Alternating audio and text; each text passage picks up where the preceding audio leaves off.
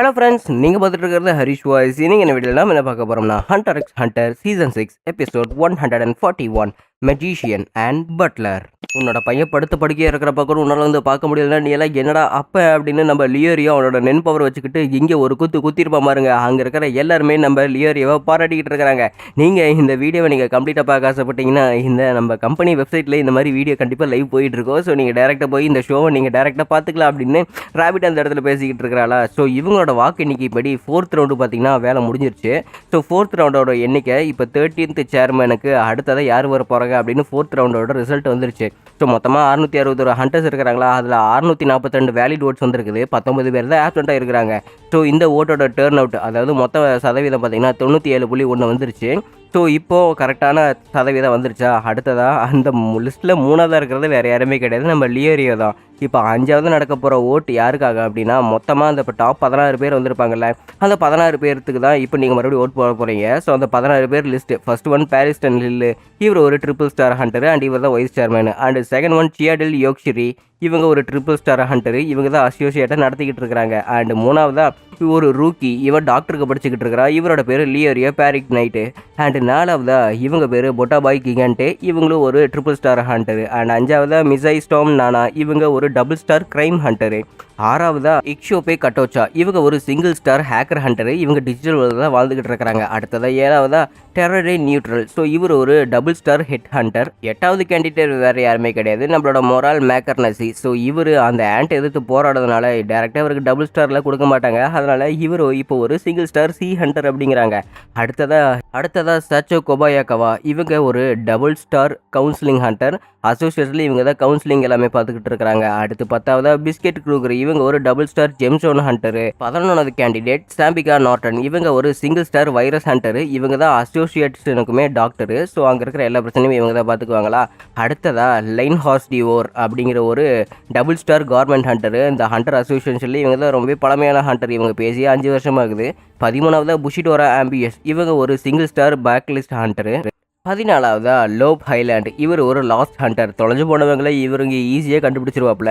இப்போ காணாமல் போயிட்டு இருக்கிற ஹண்டர்ஸ் எல்லாத்தையுமே இவர் தான் கண்டுபிடிச்சிட்டு இருக்கிறார். 15ஆவதா கியூட்டி பியூட்டி, இவங்க ஒரு சிங்கிள் ஸ்டார் கியூட் ஹண்டரு, இவங்க வைஸ் சேர்மேன் ஃபேன்ஸ் கிளப்புக்கான ஒரு லீடரும் கூட. 16ஆவதா வேற யாருமே கிடையாது, நம்மளோட கானோட அப்பாவோட கிங் ஃப்ரீக்ஸ், இவர் ஒரு டபுள் ஸ்டார் ஆர்கியாலஜிக்கல் ஹண்டரு. இப்போ இந்த டாப் 16 கேண்டிடேட்ஸ்க்கு மட்டும்தான் எலெக்ஷன் மறுபடியும் திரும்ப நடக்க போகுது. ஸோ இது எல்லாத்தையுமே நம்ம கிலுவா, ஏன்னா லியோரியோ கிங்க அடிச்சதுனால அவன் இன்டர்நெட்டில் ரொம்பவே வைரல் ஆகிட்டா. ஸோ அதனால தான் அவன் 3rd எலெக்ஷனில் வந்து நின்றுருக்கிறான். ஸோ அவனுக்கே தெரியாமல் அவன் எலெக்ஷனில் நின்று அவனை 3ஆவது ஜெயிக்க வச்சிருக்கிறாங்க.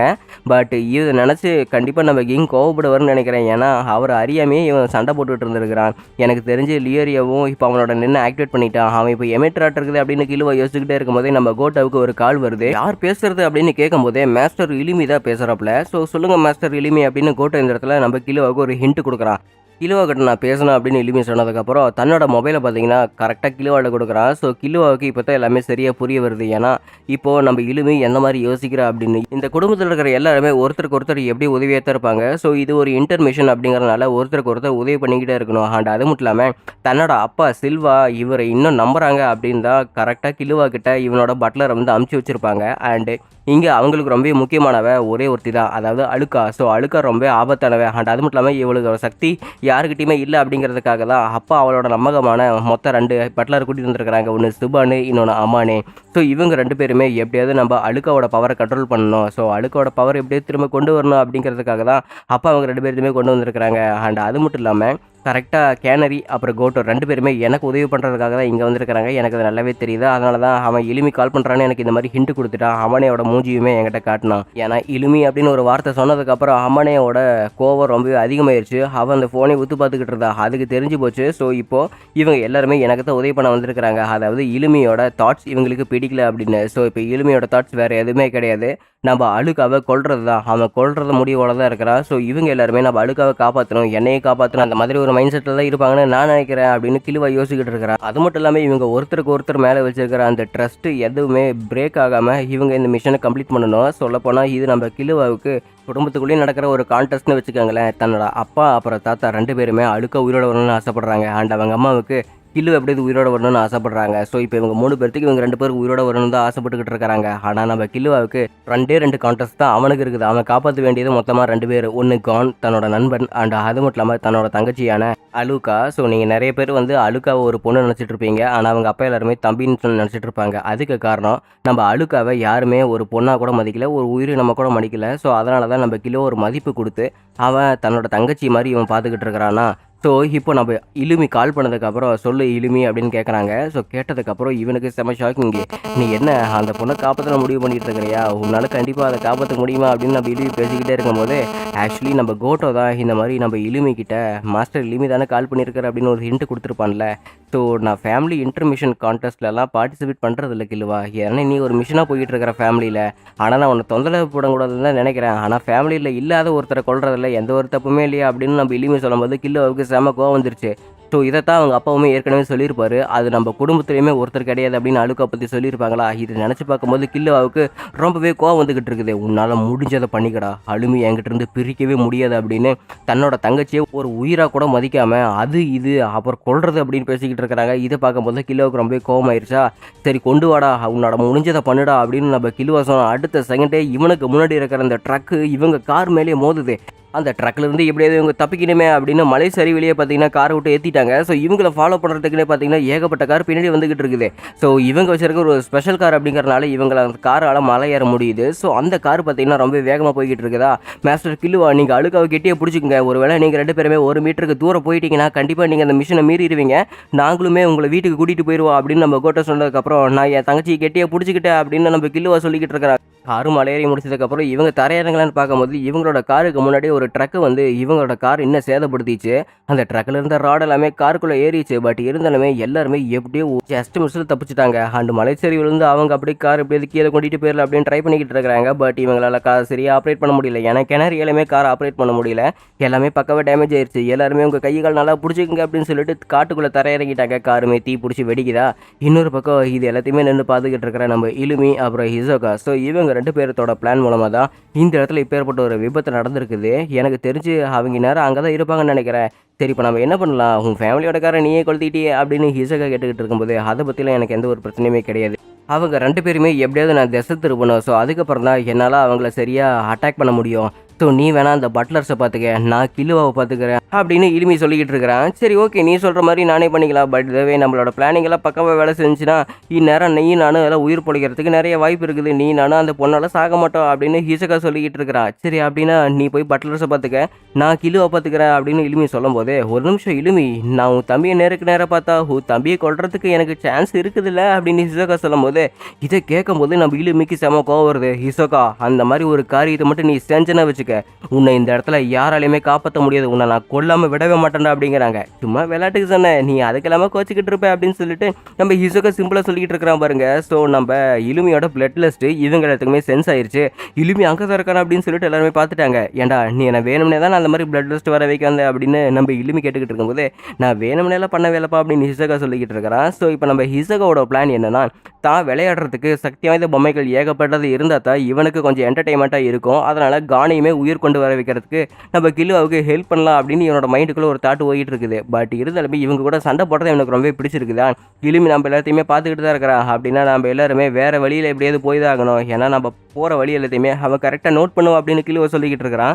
அண்ட் நம்ம 4 பேருமே ஒரே இடத்துல தான் போய்கிட்டு இருக்கணும், யாருமே வழிமாறி போகாதீங்க, நம்ம எப்படியாவது மாஸ்டர் கில்லுவாவை காப்பாற்றி தான் ஆகணும் அப்படின்னு கோட்டை சொல்லும் போது 4 பேருமே நம்ம கில்லுவாவுக்கு பாதுகாப்பாக தான் போய்கிட்டு இருக்கிறாங்க. தயவு செஞ்சு நீங்கள் ஃபாலோ பண்ணுறத முதல்ல நிறுத்துறீங்களா, ஏன்னா நீங்கள் எல்லாரும் இருக்கிறத பார்த்தா தான் எனக்கு ஏதோ எதிரிகள் மாதிரி இருக்குது அப்படின்னு கில்லுவா சொல்லிக்கிட்டு இருக்கிறான். மாஸ்டர் கில்லுவா நீங்கள் தப்பாக புரிஞ்சுட்டு இருக்கிறீங்க, ஏன்னா உங்களை காப்பாற்றுறதுக்காக மட்டும்தான் உங்கள் அப்பாவும் தாத்தாவோ என்னையும் என் பாட்டியை கொண்டு வச்சிருக்காங்க அப்படின்னு அவனே சொல்லிக்கிட்டு இருக்கிறான். அப்படின்னா நீங்கள் அழுக்காவை திரும்ப கொண்டுட்டு போகிறதுக்கு வரல அப்படின்னா இந்த மிஷினில் நான் இல்லை அப்படின்னு godspeed lightning power use பண்ணி கில்லுவா கண்ணு முடி கணத்துறக்குள்ள காணாமல் போயிட்டான்.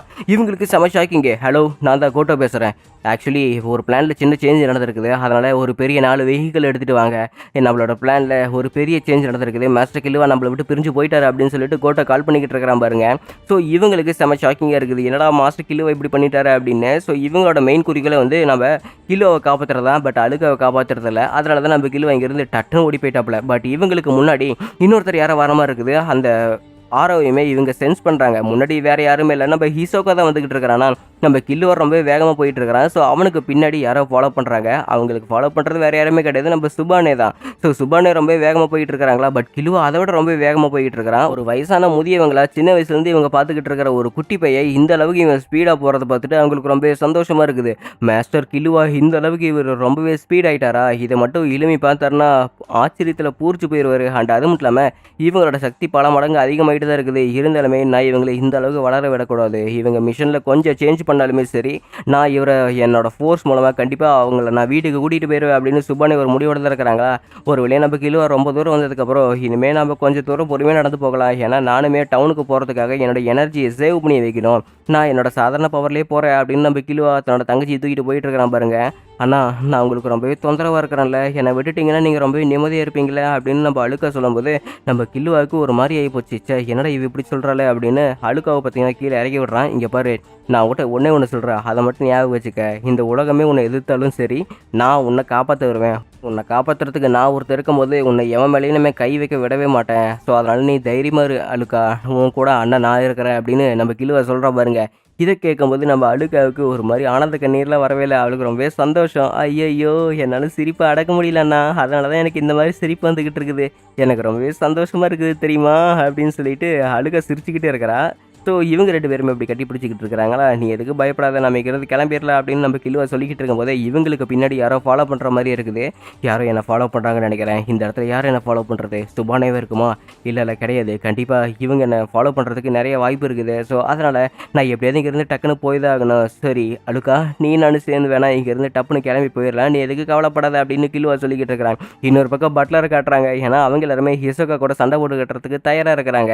சரி நீ யாரா அப்படின்னு நம்ம கோட்டோ கேட்கும்போது, உங்களை தந்திரம் செய்ய வந்த ஒரு தந்திரவாதி, நான் ஒரு மந்திரவாதி அப்படின்னு ஹிசோகா சொல்லிக்கிட்டு இருக்கிறான். அவனோட கார்ட்ஸை வச்சுக்கிட்டு இவங்களை அட்டாக் பண்ண போகும்போது நம்ம கோட்டோ கையிலேயே புல்லட் ஆட்ட காயின்ஸ் எல்லாம் தூக்கி போட்டு அந்த கார்ட்ஸை வந்து தட்டு நிறுத்திட்டான் பாருங்க.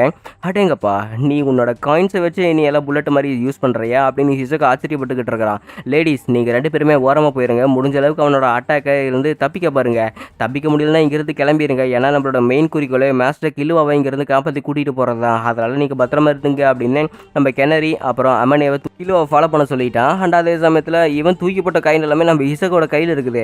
என் காயின்ஸ் எல்லாம் புல்லட்டை விட ரொம்பவே ஸ்பீடாக இருக்கும், பட் இவனோட கையில் எப்படி சிக்கிச்சுன்னு எனக்கு தெரியல. இவன் வித்தியாசமாக ஏதாவது யூஸ் பண்ணுறான்னா என்ன அப்படின்னு சொல்லிட்டு கோட்டோக்கு செம ஆச்சரியமாக இருக்குது. ஸோ நம்ம ஹிசோகா கையை கீழே போட்டதுக்கப்புறம் அந்த காயின் கையிலே இருக்குதா, இவன் தன்னோட கியோவை யூஸ் பண்ணி பார்க்குறான். அவனோட கையில் ஏதோ கம்மு மாதிரி ஒரு விஷயம் ஒட்டிக்கிட்டு இருக்குது. இந்த மெஜிஷியனோட வித்தையை பார்த்து வாயை பொழுதுட்டியா, என்னோட நென்னு கம்மாவை யூஸ் பண்ணலாம், ரப்பராவை யூஸ் பண்ணலாம், அதை வச்சுக்கிட்டு தான் உன்னை நான் இப்போ போட்டு தள்ள போகிற மாதிரி அப்படின்னு சொல்லிட்டு தன்னோட காயினை அப்படியே சங்கு சக்கர மாதிரி கையிலே சுற்றிக்கிட்டு இருக்கிறான். நீ யார் முதல்ல, எதுக்காக எங்களுக்கு இப்படி குடைச்சல் கொடுத்துக்கிட்டு இருக்கிற அப்படின்னு கோட்டோ கேட்கும்போது, இங்கே பாடுறா, இப்போ சாக போகிற ஒருத்தங்கிட்ட என்னை பற்றி சொன்னால் எனக்கு என்ன கிடைக்க போகுது, ஒரு மெஜிஷியனாக என்னோட தந்திரத்துலேயே ஒன்று நான் சாகடிக்கிறேன், அந்த சந்தோஷத்துல இங்கேருந்து சாப்பிட அப்படின்னு ஹிசோகா பேசிக்கிட்டு இருக்கிறான். இப்போ நம்ம பட்லர் கோட்டோ அப்புறம் ஹிசோகா 2 பேருமே சண்டையிடுறதுக்கு தயாராக இருக்கிறாங்க. அதோட எபிசோட் முடிக்கப்பட்டதே.